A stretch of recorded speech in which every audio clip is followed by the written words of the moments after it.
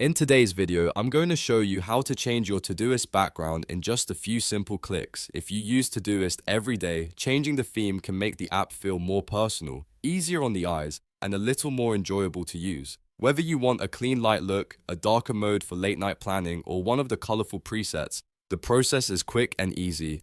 And before we jump in, if this tutorial helps you out, make sure to hit that like button and subscribe for more simple software guides just like this one. Alright, let's get started. First, open Todoist and look to the top left corner of the screen. You'll see your avatar there, and that's where you want to begin. Click your avatar to open your account and app options. Once the menu appears, click Settings. This will take you into the main settings area where you can customize different parts of your Todoist experience. On the left-hand sidebar menu inside Settings, look for the option called Theme. Click Theme, and you'll now see the available background and appearance choices for the app. Todoist usually gives you several options, including light, dark, neutral, and sometimes colorful preset themes depending on your version and device. Now simply click on the theme you want to use. As soon as you select it, Todoist will instantly update your background and overall appearance. There's no saving process needed, so you can switch between themes right away and see which one feels best for you. If you want a bright and simple layout, light is a great choice. If you prefer something easier on the eyes,